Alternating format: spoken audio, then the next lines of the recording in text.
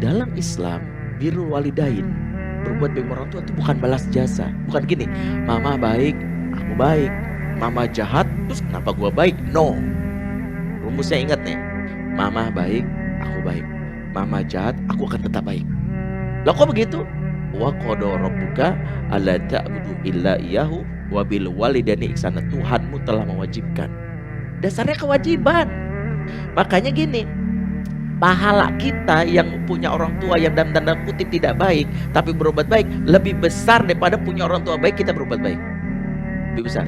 Saya misalnya, saya punya ibu saya baik banget, kemudian saya memberikan hadiah sebagainya, itu kalah mungkin dengan antum yang punya ibu yang kasar dan dulu nyakitin, ninggalin, tapi tetap berbuat baik, pahala itu lebih besar. Karena Rasul mengatakan innal izomal jaza ma'a izomal bala, sesungguhnya besarnya pahala tergantung besarnya kesulitan.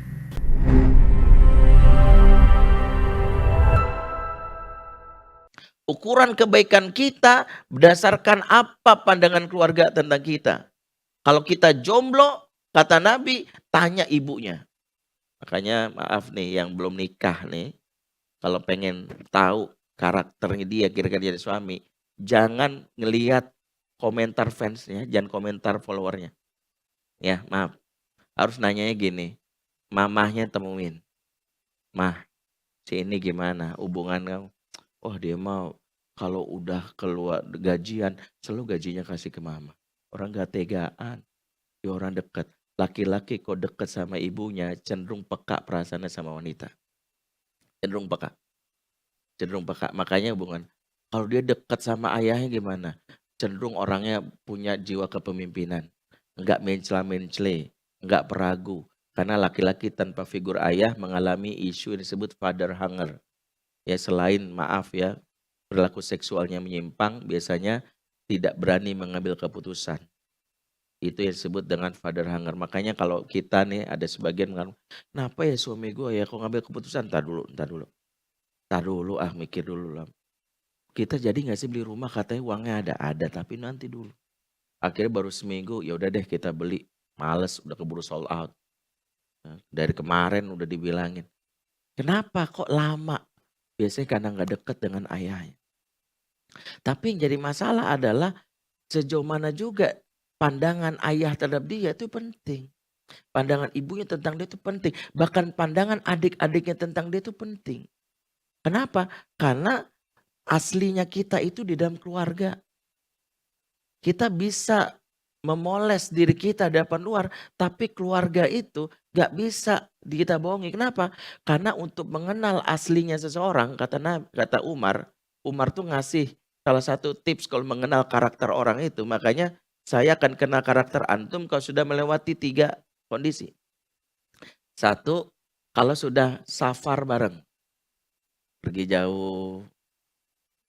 Yang kedua, kalau sudah mabit, tidur sekamar ya. Yang ketiga, kalau sudah muamalah, udah urusan uang. Makanya suami istri itu udah gak bisa bohong lagi. Kalau sama teman kita masih jaim. Tapi kalau sama suami istri udah tahu banget. Ya kenapa kita udah ngelewati fase ini. Udah pergi bareng, tidur bareng. Dan pastinya adalah kita sudah muamalah, urusan uang tuh terjadi. Dari situ udah kelihatan nih orang perfeksionis, nih orangnya lelet, nih orangnya peragu, nih orangnya mencela-mencele, nih orangnya pelit. Kelihatan. Dari situlah kalau mungkin selama ini perasaan dia baik banget. Perasaan dia ini kenapa kok pelit? Nah itu karena proses seperti itu. Nah karena itulah mengapa kalau ingin mengenal aslinya orang itu jadi calon pemimpin di masa depan untuk wilayah publik. Yang ukurannya kata Nabi lihat dari keluarganya. Karena kalau dia dipandang keluarganya jelek susah untuk dia bisa berbuat baik sama orang rakyat atau orang jauh. Kenapa? Karena tidak terbukti. Jadi mengapa di antara tertibnya kita dalam melakukan kebaikan, di antaranya mulailah dari yang terdekat. Jangan peduli jauh-jauh tapi orang tetangga aja nggak kita berikan haknya. Atau mungkin dalam hal ini orang terdekat. Antum disebut orang baik bukan karena memegang surat keterangan catatan kepolisian disebut SKCK. Ya, surat keterangan kelakuan baik. Antum disebut orang baik kalau justru pengakuan itu dari orang terdekat. Makanya kalau pengen tahu saya ini baik atau enggak, tanya istri saya. Apalagi kalau istri saya menulis gitu. Ya, dengan ini saya bersaksi satu. Nah, itu kesaksian dia itu sahih itu. Jadi kalau ada kesaksian yang paling sahih tentang kita itu adalah keluarga. Jadi keluarga itu adalah orang yang paling tahu tentang kita. Makanya di antara indikator kebaikan yang harus kita lakukan adalah tadi itu. Makanya susah. Di mana ketika kita ini ya Islam mengajarkan berbuat baik sama orang terdekat karena itu adalah bentuk dari bagaimana benarnya orang di dalam jalan kebaikan. Saya termasuk orang yang pernah mengalami masa-masa yang mungkin selama ini harus belajar terus ya. Termasuk ya di antara sebagian orang yang mengenal Islam, mengenal hijrah, kadang mereka itu lupa bahwa kemanfaatan dari hijrahnya harus dirasakan orang terdekat. Sebab ada yang hijrah, semangat berislam, semangat ngaji, tapi bukannya makin bermanfaat buat anggota keluarga, yang ada makin ngeselin. Kan ada ya, belum apa-apa langsung diomelin istrinya, "Lu awas lu ya, lu kalau nggak bagi hijab awas. Lu tuh bikin malu gua udah sekarang hijrah total, lu nggak gitu sebagainya." Kalau ada yang kayak gini, semangatnya bagus. Tapi dia lupa, dia saking semangatnya, sampai lupa hak orang terdekat. Saya itu, jangan tiru saya pernah mengalami fase ini. Saya dulu udah kuliah waktu SMA, jadi saya SMA tuh udah kuliah di Mahat Al Hikmah. Dulu saya paginya di SMA 39 ya saat kakak kelas dari Mbak Dini, terus saya kuliahnya di Mahat Al Hikmah di daerah Mampang. Jadi saya SMA tuh jenggotnya segini, ya SMA. Makanya Mbak Dini waktu saya nggak kenal saya karena mungkin dianggap guru saya gitu kan. Maka orang lihat saya dulu orang bermutu ya, bermuka tua gitu SMA tuh. Itu saya itu. Dulu waktu SMA saya sudah jadi kepala sekolah. Nama sekolahnya Madrasah Diniyah Alternatif An-Nasr di Kalisari. Kenapa saya bisa kuliah? Karena saya guru ngaji saya dulu pemilik Mahat Al Hikmah. Almarhum Kiai Haji Yusuf Supendi LC. Jadi saya belajar. Nah, saya dulu SMA saya sudah jadi itu, jadi kepala sekolah. Walaupun akhirnya saya mengundurkan diri ya karena kan gara-gara jadi kepala sekolah itu tawaran ya bahkan saya pernah jadi khotib nikah pertama kali itu waktu SMA. Ya jadi saya dulu ngisi pengajian bapak-bapak itu. Ya waktu saya ngisi pengajian bapak-bapak, bapak-bapak itu senang dengan cara saya nyampeinnya. Tapi pas saya berangkat sekolah itu naik angkot kan di rumah saya. Ternyata ketemu satu jamaah, "Ah, Ustaz masih SMA," gitu. Cuman jawaban saya waktu itu agak elegan. Ya, saya tetap belajar sepanjang hayat. Elegan banget ya itu kan. Dalam hati malu banget gua gitu ya. Singkatnya habis itu emosi ABG saya keluar, saya bubarin pengajiannya. Waktu itu ABG bilang, "Udah nggak males lah." Itu malu saya gitu. Dan saya nah waktu saya SMA, kemudian saya lanjut kuliah saya dapat beasiswa ke Saudi dan, waktu itu, sebelum akhirnya memutuskan milih di UI, tapi saya ke Saudi dulu ya karena tapi lagi-lagi karena kenapa saya nggak jadi ke Saudi, karena ibu saya itu termasuk yang ibu saya itu kalau saya ke luar negeri selalu naik gini, "Kalau emak mati, kamu bisa nengok jenazah emak, penerbangannya cukup," gitu. "Emang berapa lama dari Saudi kemari?" 8 jam, 9 jam. "Kira-kira kalau dikonfirmasi kalau emak mati bisa ngeliat jenazah emak?" Pertanyaan itulah membuat saya kenapa susah berangkat gitu ya.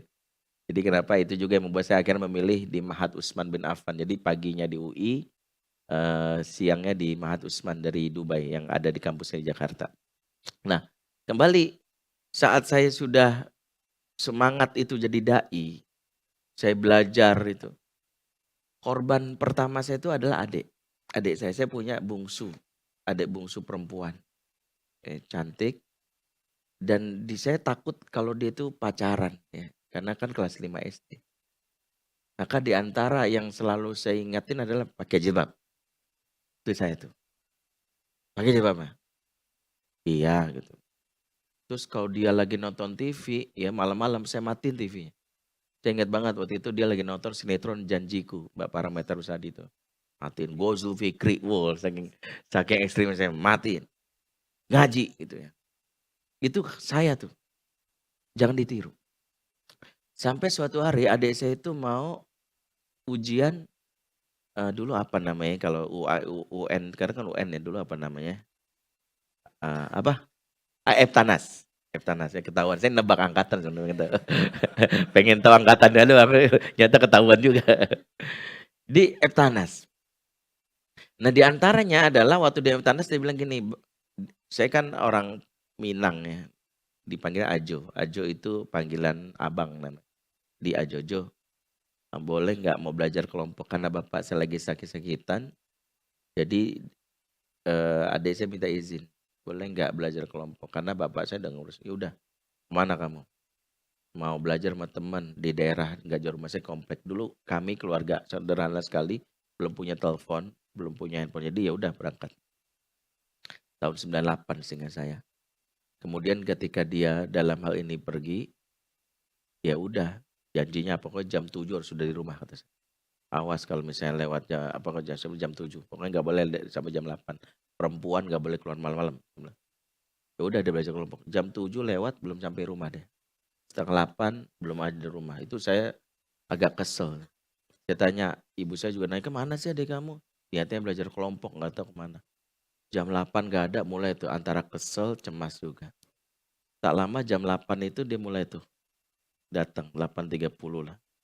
8.15 datang, langkah kakinya udah kedengeran. Dia ngucapin salam sambil ketakutan, karena saya orangnya agak keras itu. Assalamualaikum, saking marahnya saya nggak jawab sampai bilang, kemana kamu? Kan udah izin. Kemana bilangnya? Kan belajar kelompok, janjinya jam berapa? Ya tapi kan belum selesai. Gitu. Bohong, jangan kamu pacaran. Saya bilang. Jangan ditiru ya. Jangan kamu pacaran. Enggak kok, bla bla bla, bohong gitu. Berdebat sampai saya waktu itu karena masih ini saking emosinya mau saya gampar. Ketika saya mau gampar, disitulah adik saya tiba-tiba takutan dan kalimat yang saya ingat sampai sekarang gini. Kenapa sih Ajo nih sama orang lain bisa senyum sama aku enggak? Kenapa sih Ajo itu kalau mau orang lain murid-muridnya bisa sabar sama aku enggak? Ajo tuh kalau mau orang lain dipandang hebat, baik, tapi sama adik sendiri kasar. Kalau Ajo melakukan aku seperti ini, tunggu aku besar. Kalau mau adil, kita jadi musuh beneran kata dia. Dan itu yang menggetarkan saya. Saya kaget, saya belum pernah ada kalimat dari adik segitu. Kita jadi musuh beneran. Saya kaget gitu ya, ketika saya gambar saya tahan tangan saya masuk ke dalam kamar saya ekspresikan marah saya dengan membanting apa yang ada. Tapi benar sekali, adik saya menohok saya hari itu, tahu. Saya bisa senyum sama binaan saya. Saya punya murid mengaji, pernah suatu hari dia ngadu, ampun bang, saya zina bang, ampun bang. Masih SMA, tahu jawaban saya, Allah maha penerima taubat. Yang penting kamu mau ngaji, tuh sabar banget kan. Sama orang lain. Adik saya belum apa-apa udah saya bentak. Situ saya merenung, nangis, ya Allah.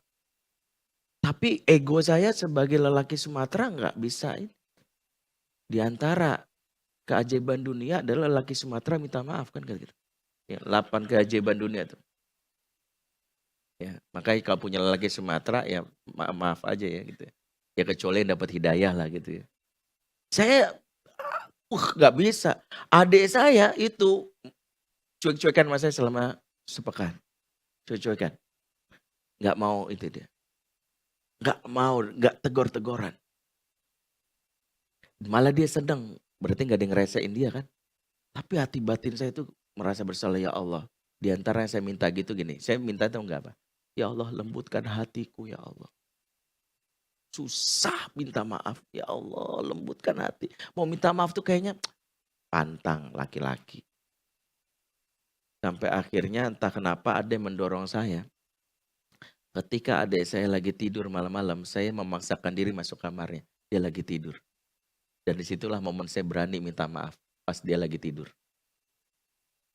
Gak apa-apa kan itu.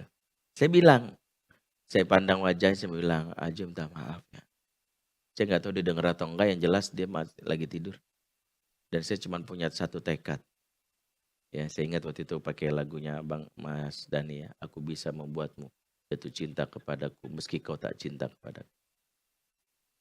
Setelah itu proses saya untuk bisa membuat dia bisa dekat sama saya itu nggak mudah. Itu adik saya itu menjaga jarak sama saya, menjaga jarak. Sampai singkatnya itu saya bingung gimana ya, saya pengen deketin dia. Dulu tuh ingat, dulu lagi happening bakso-bakso besar, bakso rudal tuh. Adik saya penggemar bakso. Maka saya bawa bakso itu, awalnya saya ajak tanya, "Makan di situ yuk," gitu. Nggak mau tadi, karena yang ngajak saya, nggak mau. Sampai akhirnya saya inisiatif, saya beliin, saya bawa pulang, hidangkan di meja makan. Dia pulang sekolah tuh ngeliat, "Ih ada bakso nih," dia makan tuh. Ibu saya bilang, "Enak nggak?" "Oh enak banget tuh." "Itu dari abang kamu." Langsung dia, "Yah elah," kata dia. Akhirnya saya bilang, "Ya udah kalau kamu nggak nyaman, ditaruh aja. Tapi kalau mau lebih enak lagi di tempatnya, mau nggak?" Saya belum pernah ngedate, belum pernah pacaran. Hari itu saya harus menaklukkan hati wanita terdekat, itu adik kandung saya. Ya saya bilang, ketika dia bilang, "Ayo." Disitulah pertama kali saya merasakan pacaran. Saya ajak dia makan bareng dan saya genggam tangannya. Saya belum pernah nembak perempuan kecuali hari itu. Dia bilang, "Ajo sayang kamu, maafin ya. Ajo takut kehilangan kamu. Ajo cinta kamu lebih dari kamu bayangkan. Maafin." Setelah itu pengalaman saya pertama kali ngajak adik saya nonton bioskop. Nonton bioskop. Film petualangan kami, Petualangan Sherina. Yang saya tonton. Tahu ya? 3 kali ngantri. 3 kali, saya nonton 3 kali. Ya Allah gitu ya. Adik saya maunya film itu aja. Dia bilang, "Ya Allah Petualangan Sherina lagi," gitu ya. "Ganti ke aja Petualangan Syahrini," gitu kan. Belum ada waktu itu ya. Saya udah pokoknya nonton ikutin aja dia. Selama proses itu saya nggak sama sekali nyindir. Nggak pernah dia saya ajak ceramah, saya sudah mulai ceramah di beberapa kampus. Tapi saya minta adik saya ikut. Nggak pernah sekalipun saya nyindir. Ceramah nyindir biarin aja. Yang penting dia mau pulang selalu saya ajak makan. Nemenin ceramah pulang. Udah kayak pacar. Dan selama proses itu adalah saya mencoba memaklumi kekurangan dia. Pernah suatu saat saya mengisi pengajian, dia minta ikut kan. Dulu jilbab itu nggak kayak sekarang yang langsung ini. Jilbab itu dulu dijepit gitu ya. Pakai apa? Pakai peniti. Dan dia masih anak SMP yang masih belum terbiasa gitu. Sehingga saya bilang gini, "Dek, kalau jilbab kamu susah dipakai, copot juga nggak apa-apa." Tahu-tahu benar-benar dicopot. Bayangkan ustadz bawa adek nggak pakai jilbab ngisi kajian. Tapi saya pikir nggak masalah. Bagi saya, semua orang berproses. Saya nggak sindir-sindir, nggak mau saya nyindir-nyindir dia. Saya ceramah-ceramah aja. Ya udah ceramah. Sampai akhirnya puncaknya yang membuat saya, ini saya ceritakan sebagai pelajaran buat teman-teman ya. Sampai puncaknya ketika di kelas 3 SMP dia ulang tahun. Dia cuma bilang gini, "Jo, besok ulang tahun kan? Ya. Kamu mau hadiah apa?" Dia cuma bilang, saya tahu dia senang boneka kan waktu itu. "Aku nggak mau boneka lagi ya, udah banyak apa. Aku boleh tapi agak berat, mau nggak bolehin apa?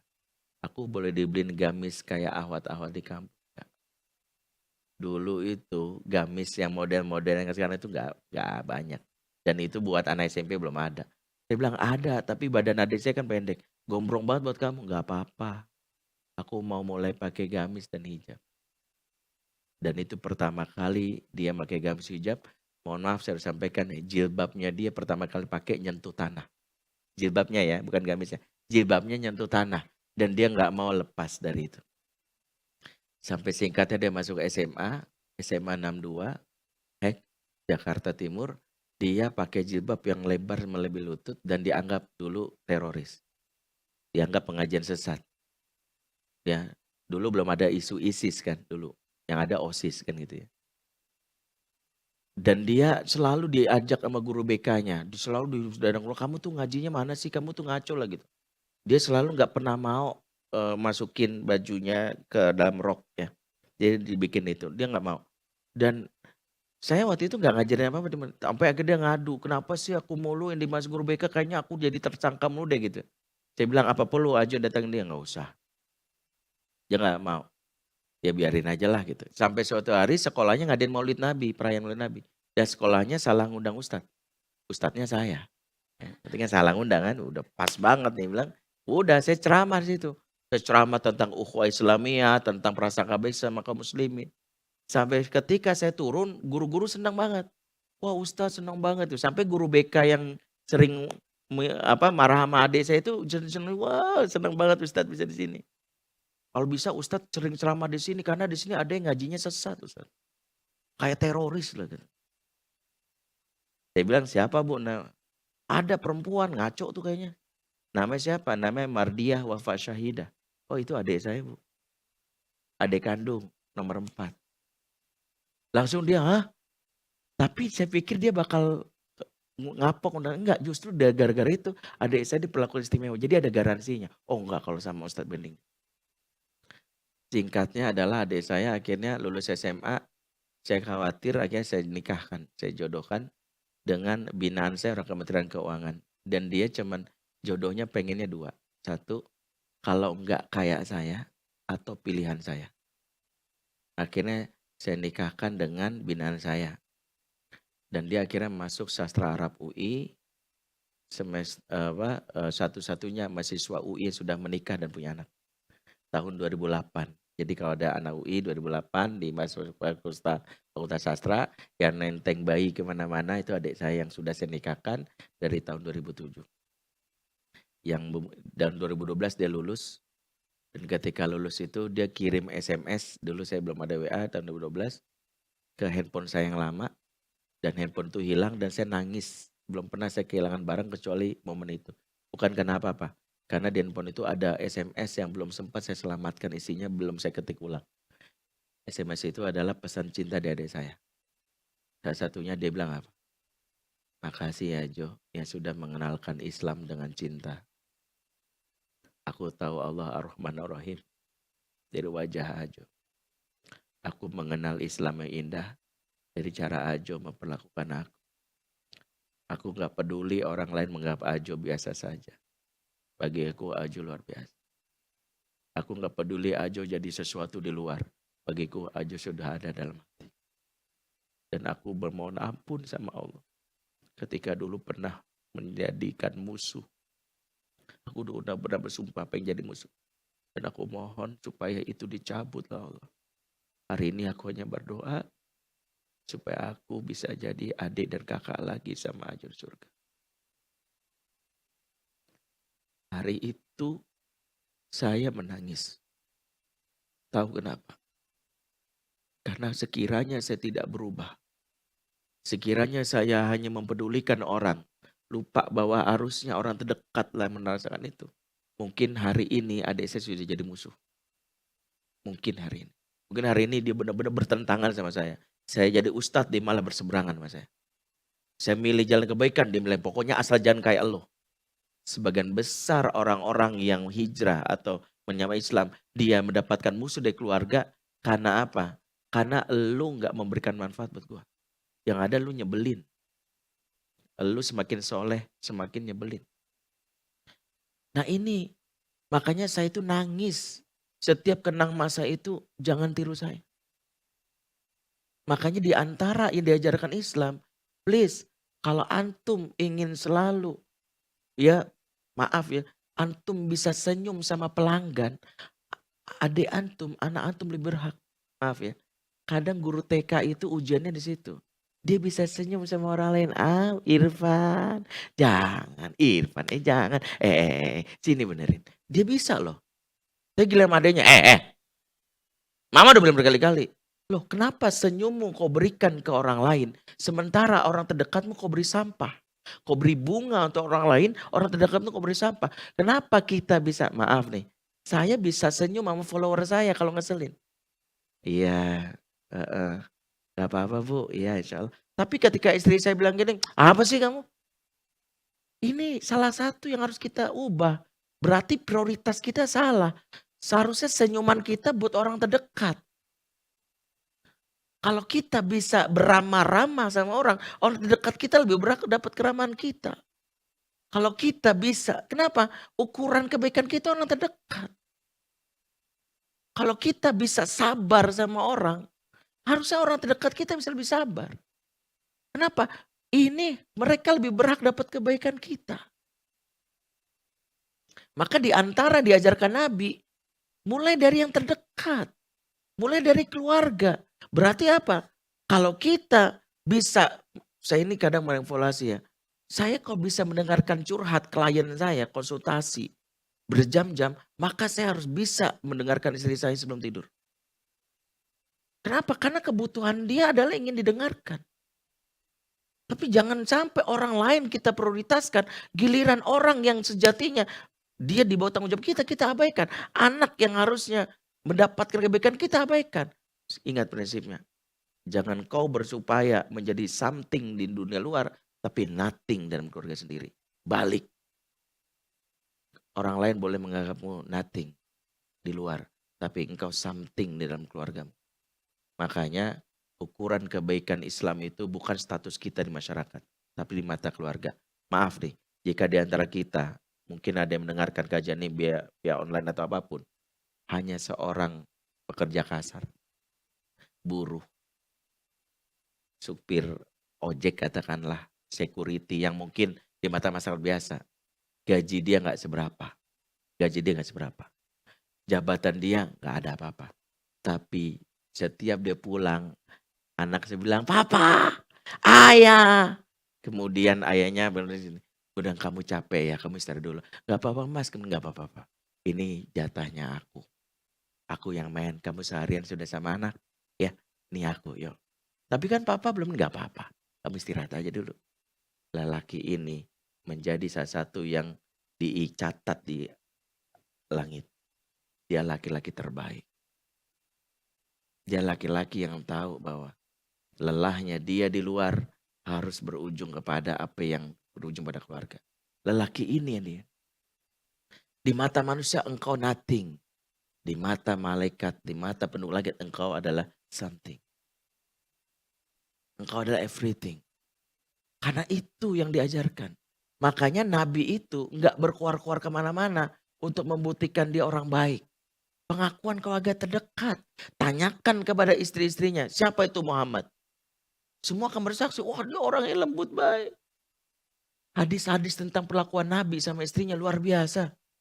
Pernah dengar kan ketika Aisyah cemburu, wanita yang cemburu gara-gara ada kiriman makanan. Kan Aisyah wanita yang dinikahi satu-satunya perawan, dia ingin spesial di mata Nabi.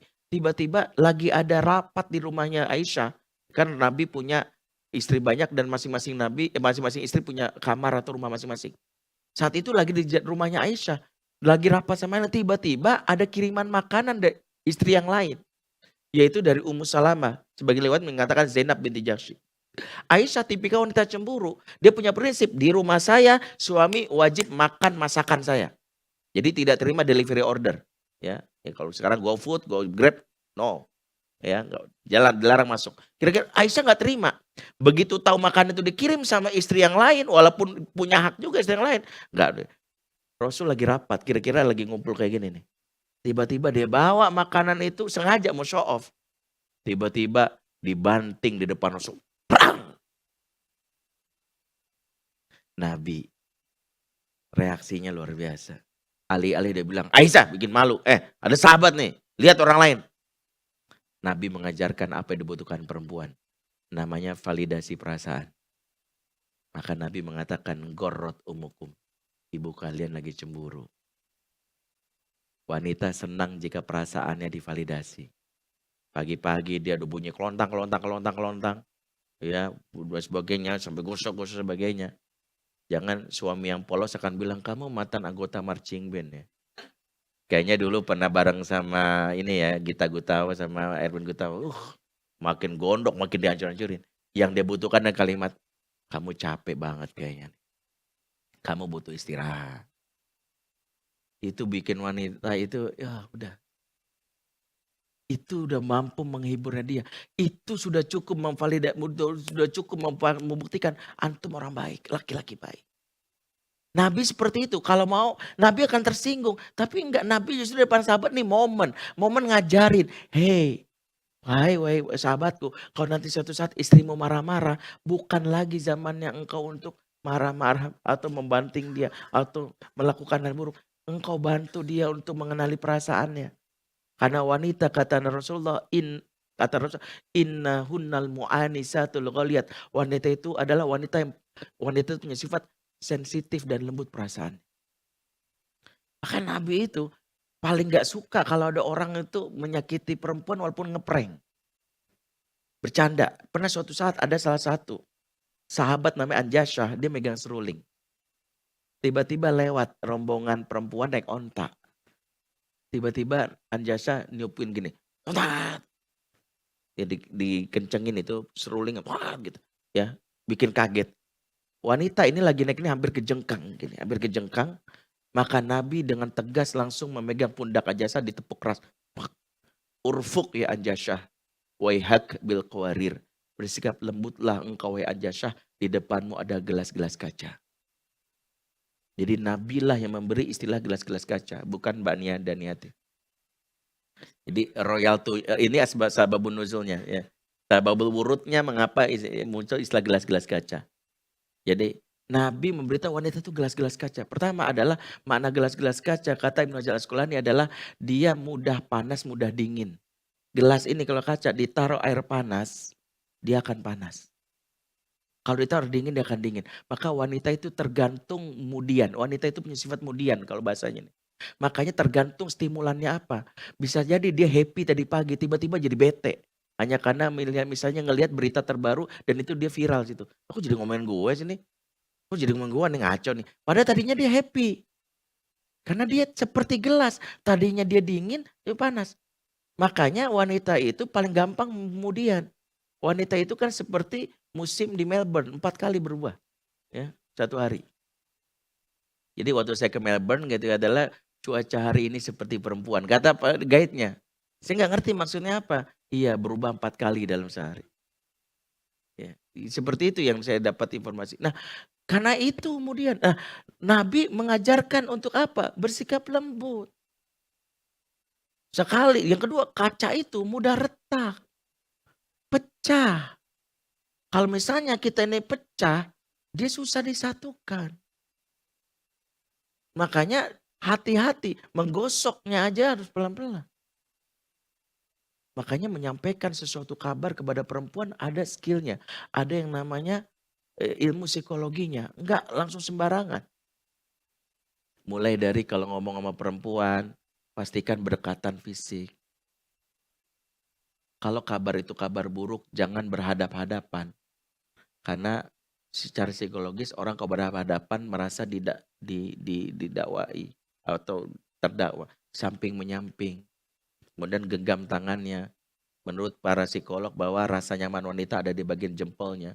Makanya para suami kalau ingin memberi hal yang tidak menyenangkan, pegang telapak tangannya, usap bagian ibu jarinya. Kemudian pakailah teknik I message, bukan you message. Ke you message itu tekniknya gini, kamu tuh harusnya begini kamu, itu you. Itu yang disebut komunikasi benteng. Makanya biasanya perempuan akan membantah, kamu juga orangnya begini-begini. Komunikasi benteng. Yang diajarkan oleh Nabi itu I message. I message itu adalah, aku tuh pengennya begini loh. Aku tuh senang banget kalau kamu. Aku tuh bahagia kalau kamu. Aku tuh happy kalau kamu. Kalau kamu itu adalah perlakuan diharapkan. Itu namanya I message. Maka itulah yang harusnya dipelajari. Nah Nabi itu, makanya istri-istrinya kalau ditanya siapa anak Muhammad, dia orang hebat. Dia orang, semua istrinya mengatakan itu. Bahkan tanya sama anak-anaknya, kebayang nggak? Anak-anaknya tanya siapa itu, bahkan cucunya tanya, siapa itu Muhammad? Ayah yang luar biasa hebat. Bahkan anak-anak kaum muslimin di sana.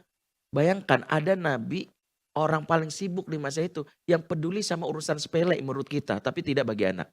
Tahu urusan sepele yang kita anggap remeh, tapi gak penting, yaitu adalah ketika kehilangan binatang piaraan.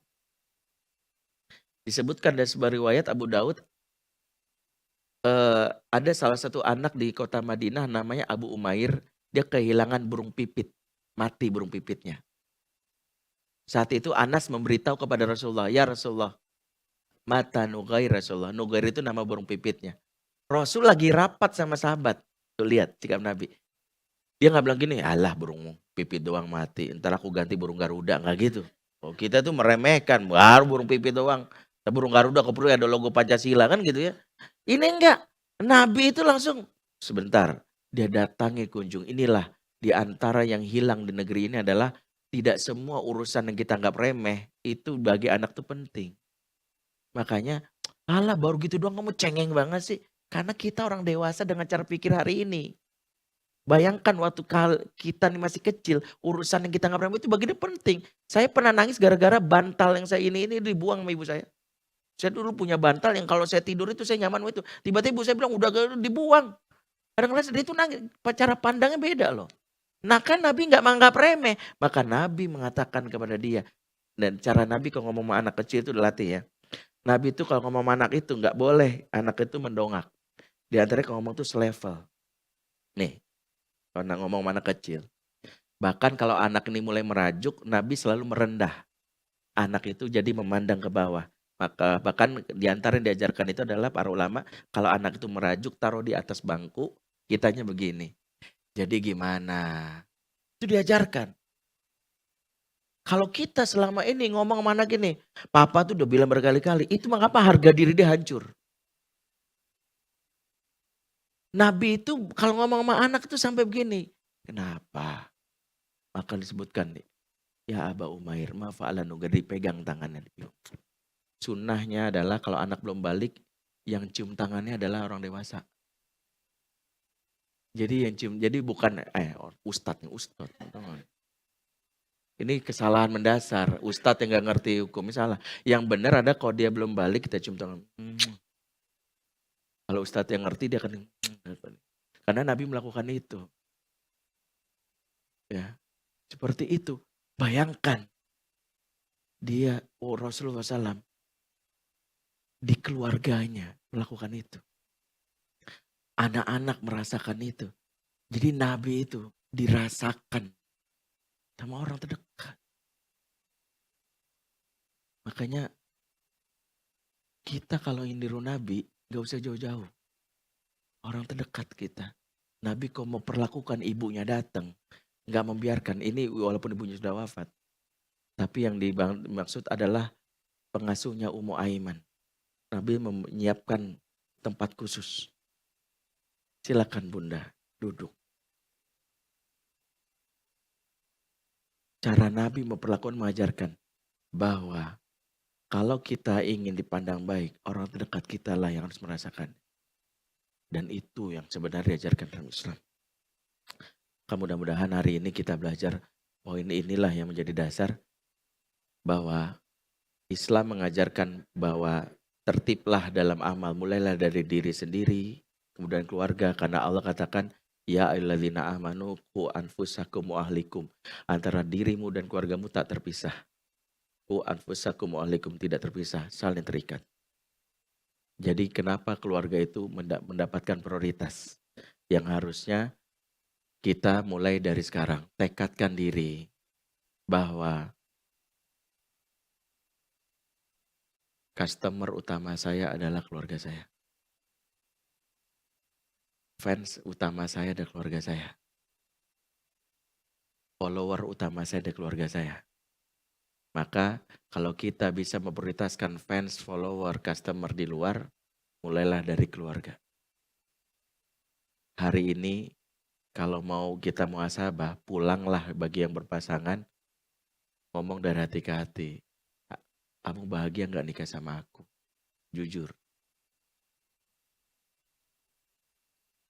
Kalau pasangan kita matanya gak berani memandang kita, itu musibah. Karena mata ini jendela jiwa. Hati yang sudah terinjak-injak menyebabkan mata tak berani bertatap muka. Makanya di antara screening suami istri lagi sehat itu adalah beradu pandang. Yaitu kalau di ruang konseling saya suruh suami istri beradu pandang. Ada istri yang apaan sih Ustadz udah kayak anak TK. Gak apa-apa Bu, kata suami, ngapa sih mandang doang? Apaan sih Ustaz? Akhirnya apa? Gak mau Ustaz, 30 detik gak mau. Akhirnya saya suruh. Dan barulah terbongkar. Ada ganjalan di hati. Karena itulah Nabi tak pernah bisa memandang Wahsy. Walaupun dia sudah mau Islam. Pernah dengar kisahnya? Wahsy salah satu yang sebelum masuk Islam yang membunuh paman Nabi bernama Hamzah. Ditombak dari belakang saat perang Uhud. Kemudian saat mati bersama Hindun di bagian tubuhnya Hamzah diambil, digigit. Saking gemesnya, marahnya dia sama umat Islam. Nabi melihat itu sebagai manusia. Gak tahan, pamannya mati dan dalam keadaan. Dan akhirnya qadarullah kasih hidayah sama Wahsy. Sama juga sama Hindun, masuk Islam mereka. Nabi tetap, ya mereka Islam terima. Tapi setiap Wahsy mengucapin salam, Assalamualaikum Rasulullah. Nabi, Waalaikumsalam. Gak mau memandang. Kenapa? Manusiawi. Mata jendela jiwa. Makanya jika suami istri sudah malas saling memandang, itu bahaya. Ingat rumusnya, jika tidur sudah berbalas punggung, mata tak berani menatap mesra, tanda ada hati yang terluka. Maka waspadalah jika mata itu sudah tak berani memandang pasangan dengan begitu mesranya. Itulah screen kita. Kalau itu terjadi gimana Ustadz? Maka mulailah resolusi baru mumpung di akhir tahun. Ya, resolusinya gak usah jauh-jauh. Aku ingin buat kamu bahagia. Aku ingin menjadi something di hati kamu sebelum jadi something di hati yang lain. Aku gak mau jadi nothing di hati kamu. Sebaiknya istri pun begitu. Kalau ini kita sepakati, negeri ini akan terperbaiki kalau masing-masing bermula dari tahapan yang benar. Individunya baik, mulai keluarga, keluarga baik, sampai masyarakat, masyarakat baik, negara-negara, sampai dunia. Itulah yang diajarkan oleh Nabi. Mudah-mudahan bermanfaat waktu kita hampir pukul 12. Aqulu qouli hadza wastaghfirullahi wa lakum. Assalamualaikum warahmatullahi wabarakatuh. Waalaikumsalam warahmatullahi wabarakatuh. Masya Allah, tabarakallah Ustadz. Atas nasihatnya, jadi pengen langsung minta maaf nih sama istri Ustadz. Sama pengen langsung ngajak ke mall Ustadz. Nah, biar dimaafin Ustadz. Nah, tapi jangan mal-mal ya sayangnya. Mungkin dari teman-teman izin Ustadz, mungkin ada waktu untuk boleh. Agak diundurkan sedikit siap, Ustadz. Ustadz ada agenda abis ini? Enggak. Kemarin kan ke Asof ya Ustadz. Kan ada Asof nanti ya? Satu di Masjid Asy-Syuhada Ceger. Oh iya baik. Ceger, Gajo di sini. Ini ada berapa? Izin ya Ustadz ya. Ini ada pertanyaan, Masya Allah. Istri antum nyanyian. Iya Ustadz, ini istri anak semua ya Ustadz. Tulisannya anak hafal Ustadz. Ini pertanyaan pertama Ustadz. Seorang ayah memiliki tanggung jawab dunia akhirat kepada istri dan anak-anaknya. Namun bagaimanakah tanggung jawab seorang ayah untuk anak-anak sambungnya? Ya. Yang pertama adalah tanggung jawab anak sambung itu milik ayah kandungnya. Anta wa maluka li abika. Kamu dan hartamu milik ayah kandungmu. Makanya dalam Islam sejatinya kalau seorang wanita menikah lagi, maka anak kandungnya, anak sambungnya, anak kandung si wanita ini dikembalikan kepada ayahnya. Dan itu disesuaikan juga dengan undang-undang di negeri ini.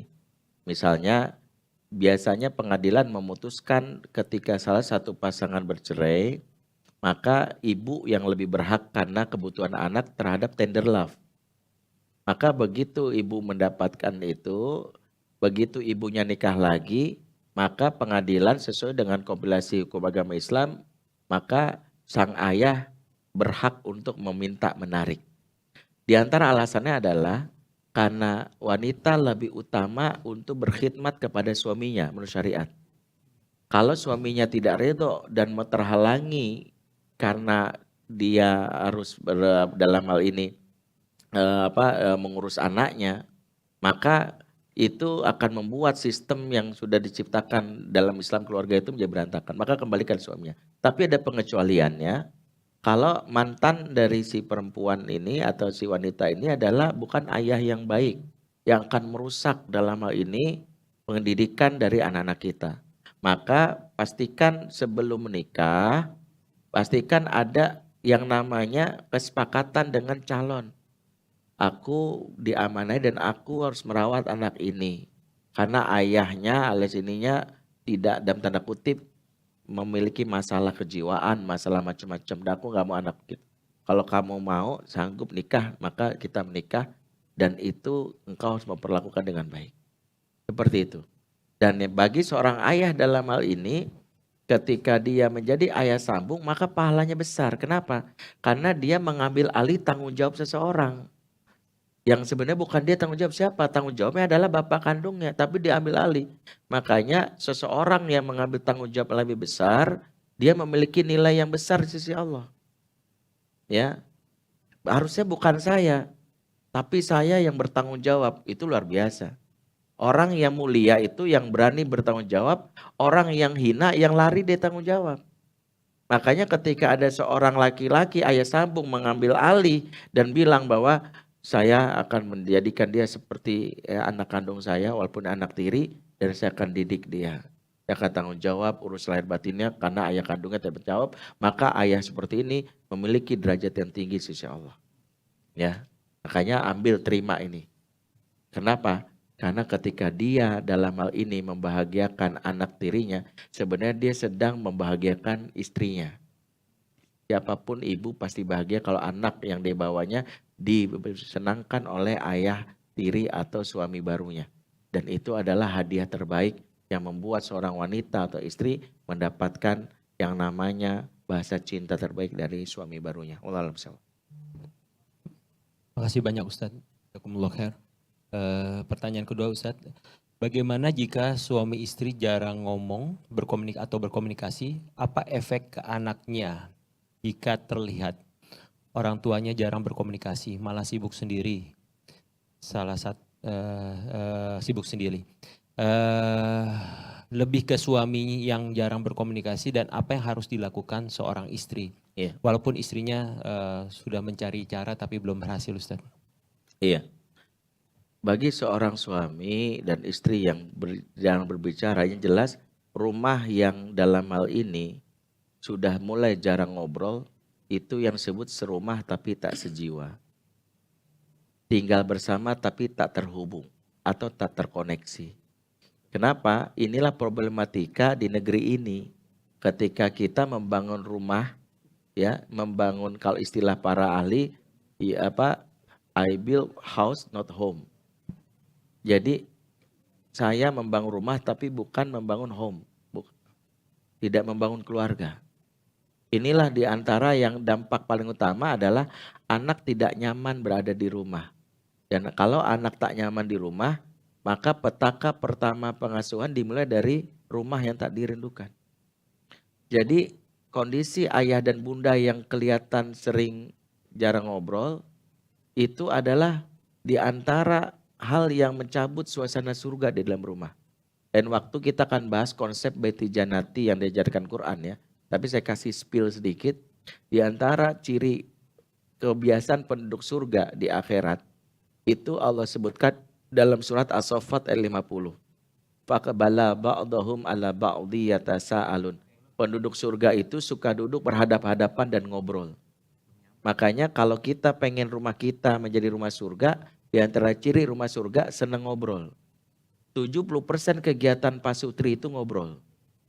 Makanya kalau ngobrol itu sudah tidak lagi menjadi kebutuhan, maka itu awal dari cinta yang redup.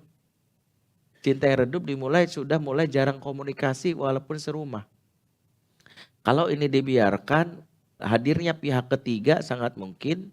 Yang kedua adalah akan muncul juga prahara dari sisi anak yang tidak nyaman melihat konflik dingin antara orang tuanya. Ingat, konflik bukan hanya muncul dari interaksi yang kasar antara suami istri, tapi juga tak saling sapa, tak saling tegur, itu juga bentuk konflik yang sama-sama tidak disukai.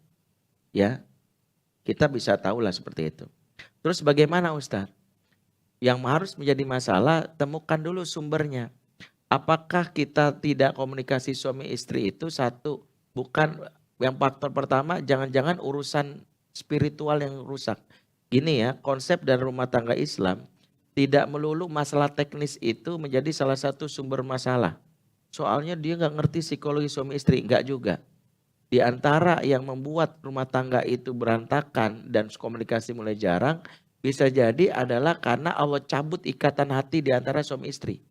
Karena yang membuat kita ini terikat, mohon maaf ya, bukan karena sekedar karena kita jago ngomong. Tapi karena Allah yang mengikat, dan itu disebutkan dalam surat Al-Anfal ayat 63. Wa allafa baina qulubihim, dialah Allah yang menyatukan hati. Law anfaqta ma fil ardi jami'a ma alafta baina qulubihim. Kalau kamu mengumpulkan harta di muka bumi untuk menyatukan hati manusia, enggak bakalan bisa kata Allah. Walakinallaha alafa bainahum, tapi Allah yang menyatukan hati. Jadi yang menyatukan hati itu siapa? Allah. Jadi yang mengikat hati itu Allah. Jadi kalau kita secara spiritual itu berantakan dengan Allah, hubungannya nanti dengan pasangan. Makanya rumusnya dalam Islam, rumah tangga muslim itu, suami istri itu pakai rumus cinta segitiga. Tahu cinta segitiga? Allah ada di atas, ini kita, ini pasangan kita. Dekati Allah, dekat dengan pasangan. Jauh dari Allah, jauh dari pasangan. Makanya yang dievaluasi, jangan-jangan maaf, sholat berantakan. Ada kewajiban-kewajiban yang nggak dijalani, nggak ditunaikan, itu bahaya. Ini yang pertama. Yang kedua, yang secara teknis, yang harus dipahami, kenapa seorang istri, bagaimana Ustadz agar istri itu bisa membuat suami itu mau ngobrol. Saya kasih key-nya ya. Para wanita yang pengen suami itu mau ngobrol sama dia, pelajari teknik pelakor. Buat suami sendiri. Pelakor itu punya teknik yang membuat suami itu bisa jatuh hati. Di antaranya pelakor memahami kebutuhan dasar laki-laki itu 3. Yang pernah saya bahas. Yang pertama, yang disingkat SPF. S, seks. Maka jangan sampai kebutuhan ini tidak dipenuhi karena sering nolak. Layani, bahkan manjakan mata dia dengan visualisasi yang memang dibolehkan. Maaf ya.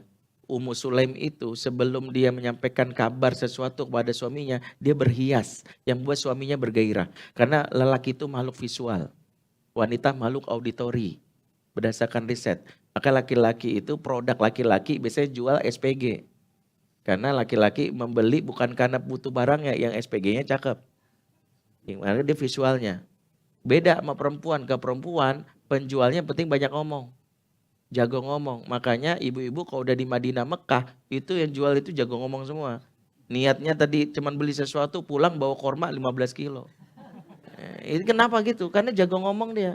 Murah bu, murah, halal gitu. Harus dibikin. Nah ibu-ibu muda. Nah wanita itu makhluk auditori, laki-laki makhluk visual.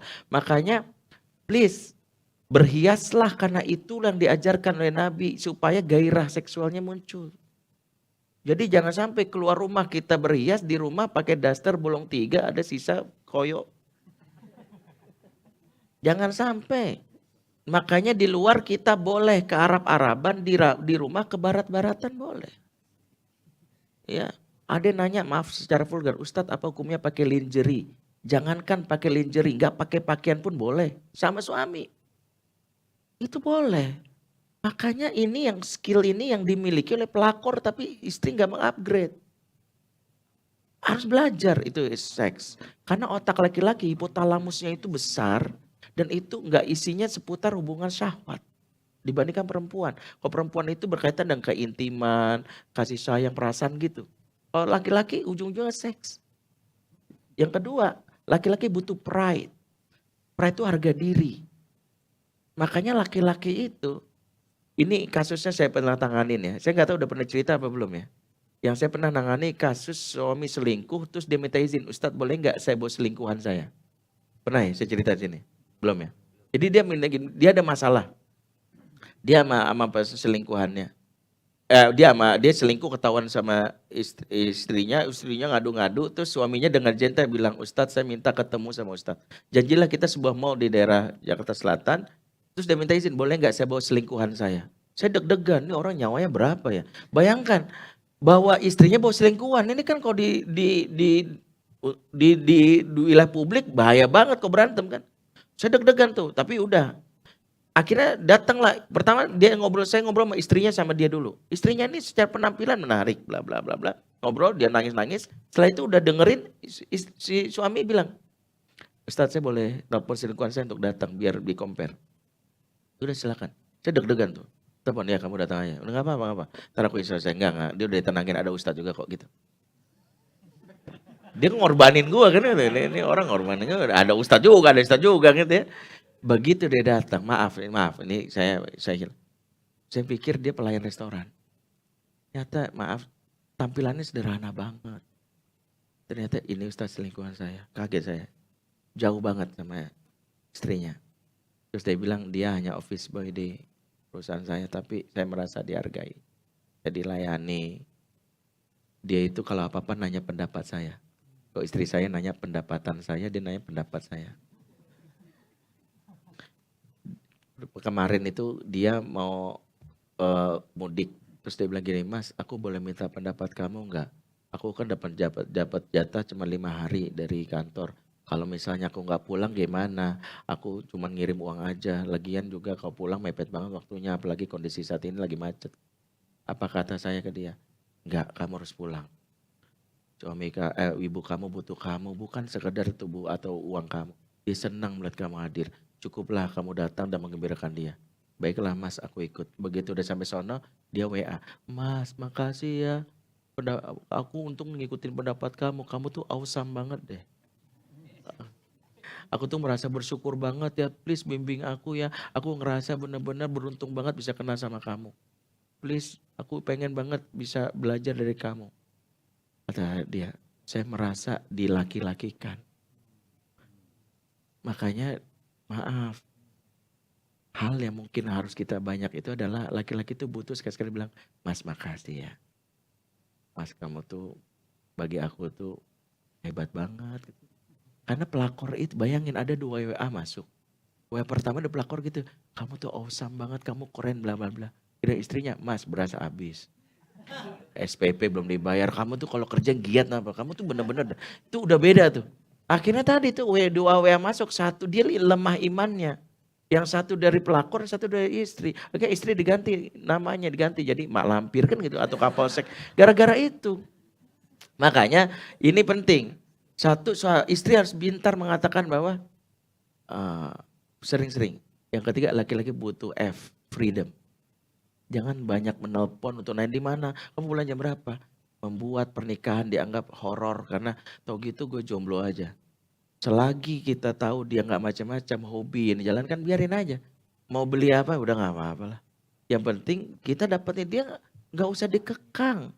Laki-laki itu, Nabi itu yang membuat Khadijah itu menjadi wanita yang tak pantas dimadu. Karena Nabi itu dia izin mau tahanus ke Gua Hiro. Itu Khadijah nggak bilang gini, berapa lama pulang? Kamu tuh benar-benar nggak pulang, biarin aja. Kan nggak ngapa-ngapain juga, dia mau mendekati.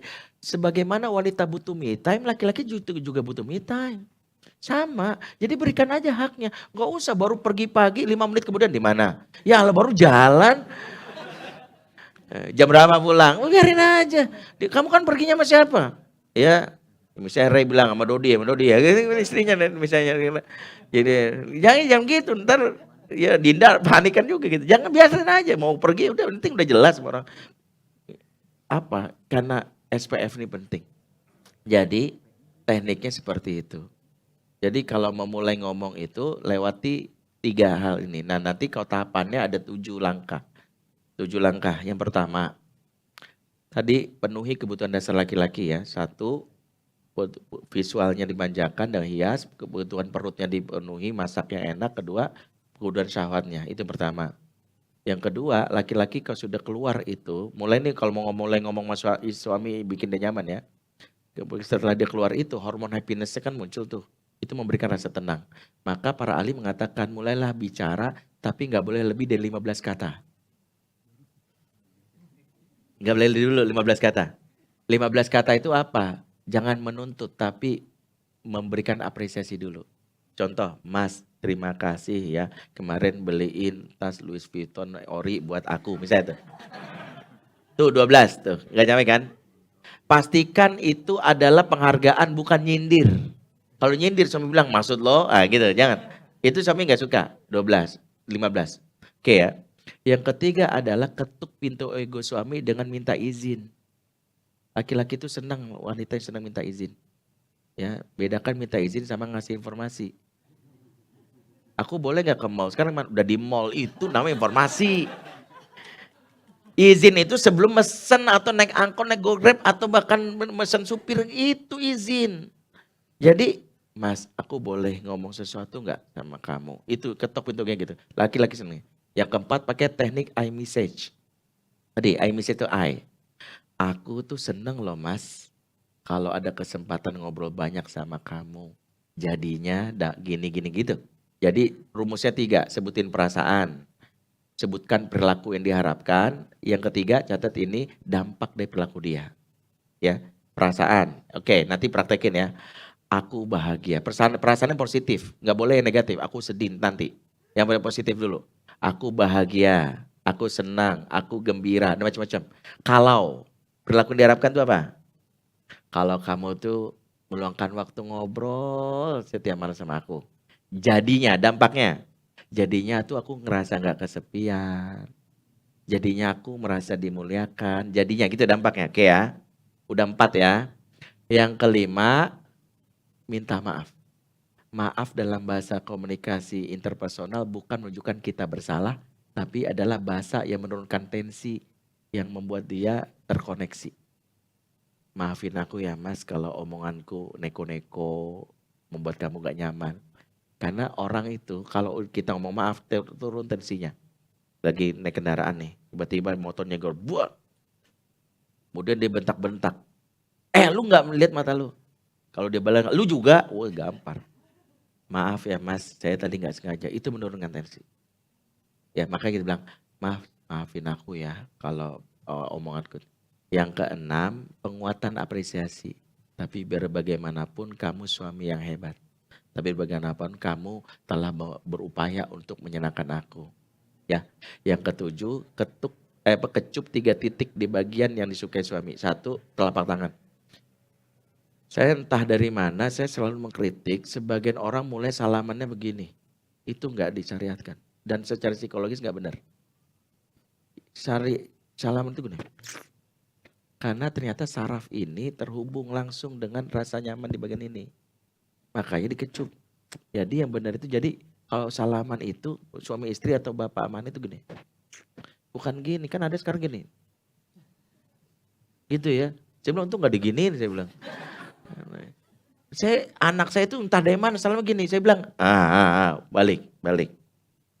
Kenapa sih Bi? Salamannya belum benar, begini. Balik. Adeknya ngerti nih, contohin. Adek, salaman Abi. Nah ini benar. Umi, contohin. Nah ini benar.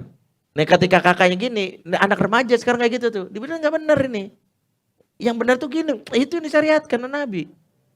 Bukan begini. Nah, laki-laki itu tuh begini. Kedua, pipinya, berikutnya bahunya. Bahunya ditepuk. 3 cara itu bisa membuat laki-laki lebih merasa dekat dan bahagia dengan istrinya. Wallahu a'lam bishawab. Masya Allah. Izin 3 lagi Ustadz ya. Nanti Boleh. selanjutnya insya Allah bisa ada sharing khusus mungkin Ustadz kalau Ustadz masih ada keluangan waktu. Ya selanjutnya, mengapa seringkali orang tua gengsi untuk meminta maaf ketika salah? Apakah itu merupakan hal yang wajar karena kita adalah manusia yang tempatnya salah? Ustaz? Yang pertama nanya ini siapa? Kalau yang nanya anak, gak usah kita mengevaluasi orang tua aja. Karena gini ya, pengalaman semakin bertambah usia, rumusnya gini, tanah itu semakin mudah untuk dibentuk ketika baru. Semakin susah untuk dihancurkan ketika lama gitu. Makanya kita itu susah menghancurkan batu yang sudah bertahun-tahun. Marmer itu yang di dalam gua itu untuk bisa menghancurkannya itu butuh eskavator. Karena udah berjuta-juta tahun. Tapi tanah yang baru terbentuk lumpur itu gampang. Karakter itu begitu. Jadi kalau dia bilang kenapa orang tua nggak usah, memang udah begitu. Tabiat manusia itu semakin bertambah usia harus kita tahu akan begitu. Semakin lihat, semakin keras. Kecuali dia sadar ingin melembutkannya ada diajarkan Nabi ada. Ya misalnya ada seorang laki-laki mengadu, ya Rasulullah saya ini orang yang keras hatinya. Di antara ciri orang keras hati tahu nggak apa? Nggak bisa nangis. Jadi kalau ada orang yang nggak bisa nangis dalam momen-momen yang harusnya dia nangis, Dia keras hatinya itu. Ya. Kemudian Rasul ngasih tahu tipsnya. Kata Rasul tipsnya 2. Imsahu ra'sal yatim, usap kepala anak yatim. Wa'at imul miskin, dan beri makan orang miskin.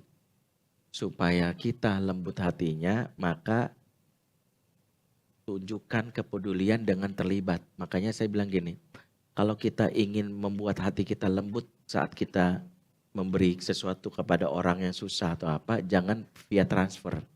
Efek ke hati kita kurang. Kalau mau kayak dilakukan Umar, manggul sendiri, bawa sendiri, berikan sendiri, suap sendiri, wah itu lebih dahsyat.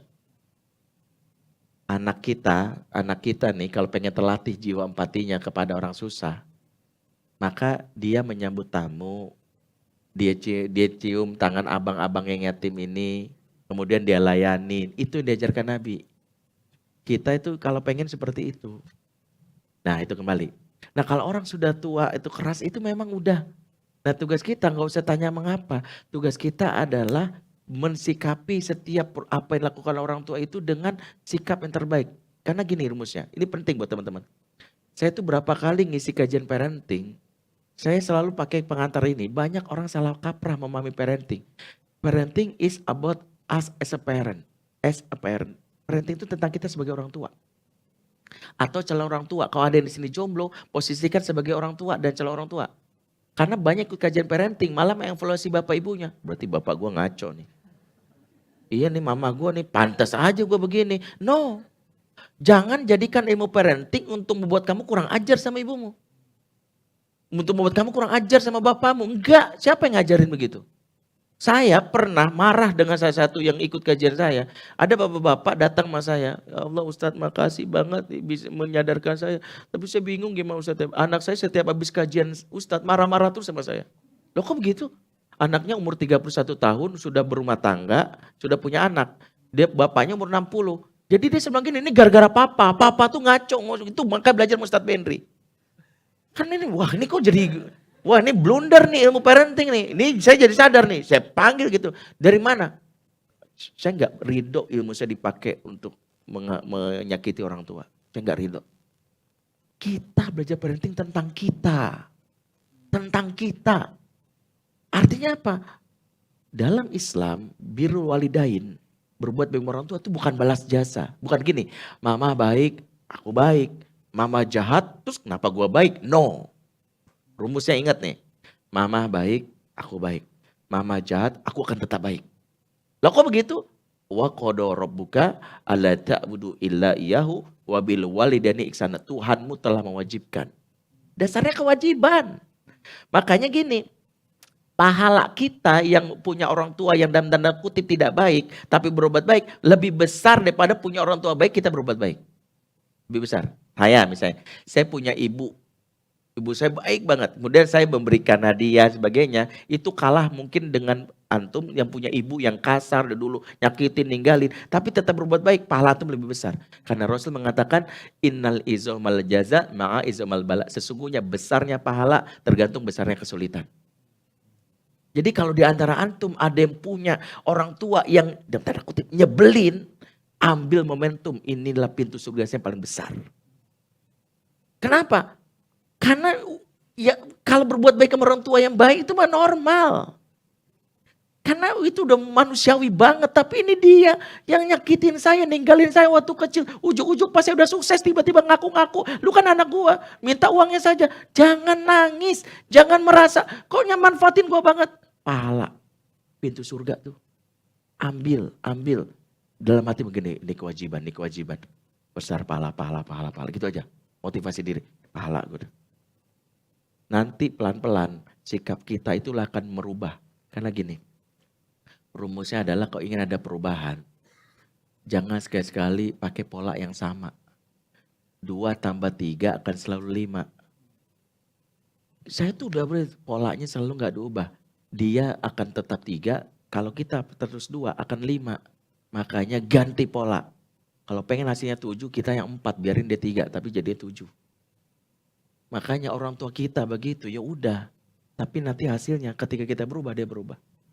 Hal ini dilakukan salah satu kawan saya, namanya Kang Asep. Kalau pernah dengar psikolog.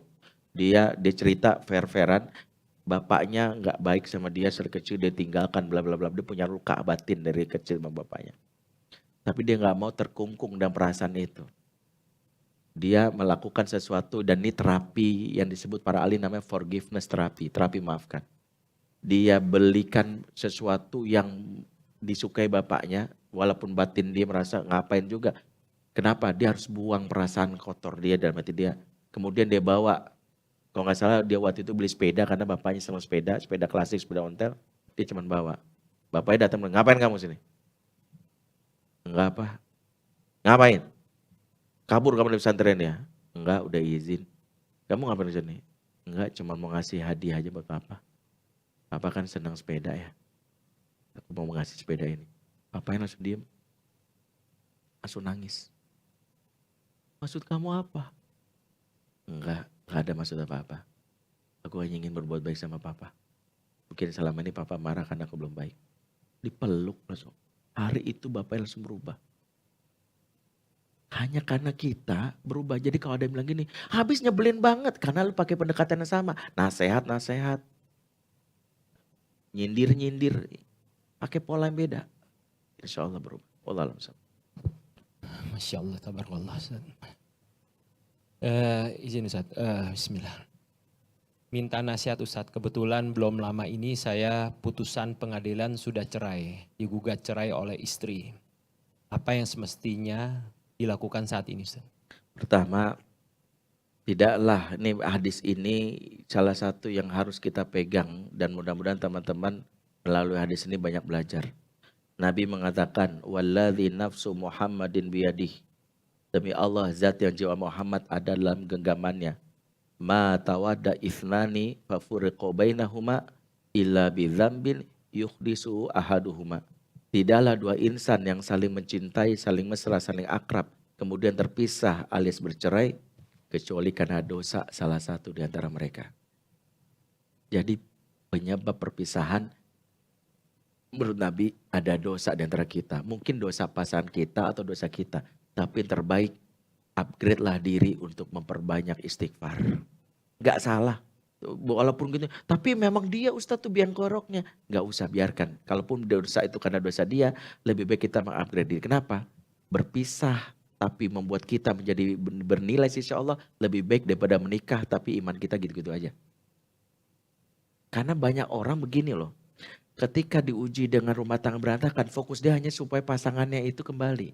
Maaf nih, ada seorang suami minta saya jadi saksi perjanjian dia dengan istrinya karena dia ketahuan selingkuh.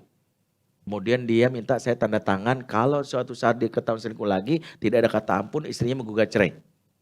Akhirnya saya tanda tangan, oke. Sebulan setelah itu suaminya selingkuh lagi, kegerebek lagi. Istrinya gak ada ampun lagi kan, cerai. Suaminya tiba-tiba apa? Ustaz, tolong banget saya gak pengen rumah tangga saya berantakan, Ustaz saya please. Disitulah saya mau gak mau agak sedikit naik tensi saya. Antum lebih peduli mendapatkan cinta istri dibandingkan cinta Allah. Bagi saya, kalau sudah ketahuan kita gara-gara ini tidak bercerai karena kesalahan kita, fokuslah bertobat kepada Allah. Lebih baik minta cinta Allah daripada cinta istri. Kenapa? Sekiranya istri kembali sama antum, tapi Allah nggak kembali sama antum, cinta Allah nggak ada, rumah tangga akan pernah bahagia. Tapi sekiranya antum berpisah, bercerai, antum perbaiki diri, lebih baik kita kehilangan seluruh dunia ini dibandingkan kehilangan Allah. Karena kalau sudah kehilangan Allah, kita kehilangan segalanya. Tapi kalau engkau mendapatkan Allah, engkau dapatkan segalanya. Maka fokuslah mendapatkan Allah, nggak peduli saya bilang. Kalau pengen istri balik gampang, perbaiki aja. Perbaiki aja. Kalau Allah akan memberikan sesuatu, perbaiki aja. Banyak istighfar, banyak apapun, banyak istighfar. Setelah itu, kalaupun ternyata istri nggak kembali, mungkin karena memang level kita lebih tinggi dan tidak layak kita dapat ini. Karena mungkin dia nggak upgrade. Tapi kalau ternyata dia memperbaiki diri, kita perbaiki diri, nanti dipertemukan. Inilah yang terjadi sama anaknya dari Umar, dari Abu Bakar namanya Abdullah bin Abu Bakar dengan Atikah binti Nailah. Dipisahkan, sama-sama tobat, ketemu lagi, nikah lagi. Ini mungkin pertama, makanya jangan fokus kepada yang namanya pasangan, fokuslah kepada Allah. Jangan-jangan memang harus ada yang kita perbaiki. Emang harus diperbaiki, upgrade. Jangan-jangan ilmu kita selama ini kenapa bisa rumah tangga berantakan? Karena selama ini nggak peduli, kenapa selama ini saya sibuk. Itu aja. Nanti Allah datangkan yang terbaik buat kita, itu pertama. Yang kedua, berikan hak anak pasti kalau ada.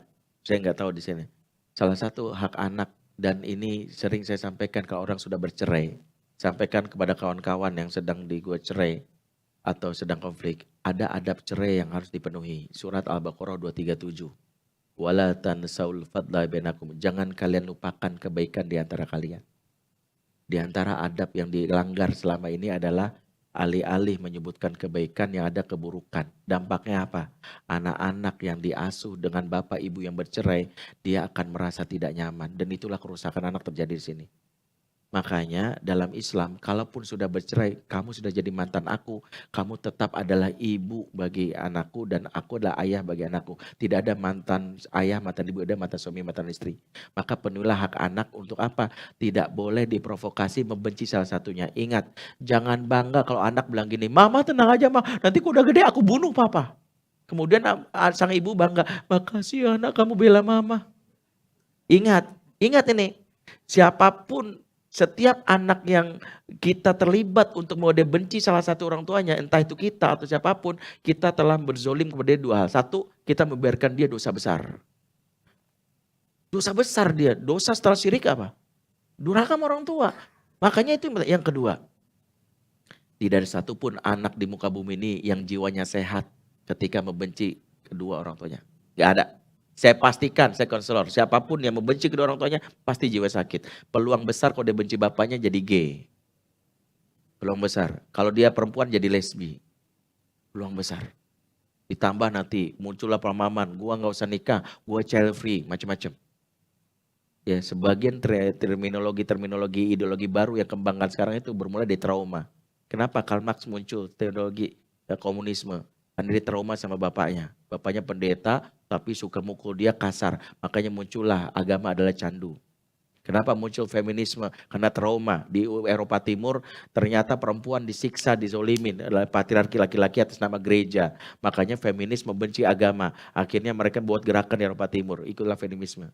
Kenapa ada child free? Karena ada trauma dulu waktu kecil merasa gak nyaman. Merasa disiksa, bapaknya keras dan sebagainya. Kalau gitu gue gak pengen anak gue begitu. Akhirnya udah nikah tapi gak usah punya anak. Semua karena dia lupa. Makanya jangan sampai kita berkontribusi membuat orang menyimpang dengan apa?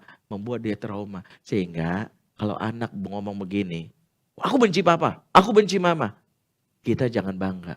Enggak, mama gak mau begitu. Dia ibumu, atau kalau kita seorang suami, dia ibumu. Walaupun dia mantan istri papa, ibumu kebaikannya ada. Makanya tugas kita menyebutkan kebaikannya walaupun berat. Walaupun berat, karena ini dari disebutkan dalam Quran. Walaupun berat harus kita sebutin. Papamu itu dia tetap peduli. Dia banyak berbagi. Dia begini-begini sebut. Jangan kita malah tambah-tambahin yang buruk-buruk. Itu yang diajarkan dalam Islam. Wallahu a'lam bishawab. Insyaallah. Terakhir Ustadz, ini pertanyaan dari jomblo Ustadz, mudah-mudahan segera tidak jomblo lagi. Apa yang harus dipersiapkan saat ingin menikah dan bagaimana kita tahu saat kita sudah siap menikah? Yang pertama, Nabi Umar memberi nasihat kepada para jomblo dan kalimat tafaqqahu qabla an tasudu. Jadi ada salah satu jomblo minta nasihat sama Umar. Ausini ya Amirul Mukminin, beri saya wasiat Amirul Mukminin, kata Umar. Pelajarilah ilmunya sebelum kamu menjalankan tugas kepemimpinan. Kata tasudu dari kata sada sayyidan artinya pemimpin. Pernikahan itu menjalankan tugas kepemimpinan.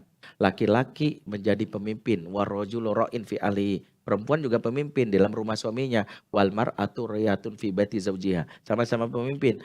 Kalau laki-laki adalah komisaris, perempuan adalah direktur utama, direktur operasional. Karena itu urusan rumah, kenyamanan itu urusan perempuan. Tapi urusan manage semuanya, aturan, bikin rules itu adalah laki-laki. Semua punya tanggung jawab. Untuk menjalankan peran ini pelajari ilmunya. Kenapa? Hal yang sering kali saya sampaikan. Ya, kenapa orang menikah itu gagal? Karena malpraktek. Dokter nggak belajar ilmunya, nyuntik pasien mati. Akhirnya kita bilang, lu nggak pernah belajar kedokteran, ngaku-ngaku buka praktek. Akhirnya gitu. Ada orang nggak pernah belajar sertifikasi pilot, tiba-tiba bawa pesawat, tiba-tiba dia jatuh dan meninggal. Kenapa? Ternyata dia cuma modal dulu pernah bawa kontainer dari Jakarta ke Pantura. Dia merasa kira-kira mesinnya sama, beda banget. Akhirnya apa? Mati. Kalau pilot, kalau dokter kita caci maki karena malpraktek, maka yang layak kita caci maki kalau rumah tangga berantakan adalah gua malpraktek. Karena nikah nggak punya bekal ilmu. Maka jangan ulangi kesalahan senior. Jangan ulangi kesalahan saya, jangan ulangi kesalahan yang sudah nikah. Yaitu dulu nikahnya kita nggak punya ilmu. Itu yang paling penting. Nah yang kedua, kapan tahu kita siap? Nikah itu bukan siap dan tidak siap. Nikah itu urusan berani atau tidak berani.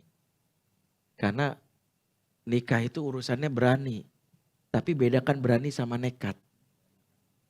Bedanya di mana? Bedanya di ilmu. Kalau nekat, gua mah siap gitu ya. Ini hutan gak apa-apa kan masalah itu nekat. Tapi kalau yang berani gini, sebelum dia masuk hutan ini, gue mau tahu luas hutan ini apa, di dalamnya ada hewan apa aja, dan sebagainya. Oke, bismillah, ternyata ada ular dari harimau, gue pelajari ilmunya, bismillah, itu berani namanya. Makanya bukan siap, berani. Tapi kalau nekat, gak punya bekal, langsung berangkat. Dia datang ke kutub utara, telanjang dada, mana gue masih siap, itu nekat. Tapi kalau ada orang berangkat ke kutub utara, dia tahu kutub utara suhunya sekian, sebagainya, dia pelajari, dia bawa bekal, itu namanya berani. Jadi bukan nikah itu bukan siap dan gak siap. Nikah itu berani atau tidak berani. Nah supaya berani belajar ilmunya.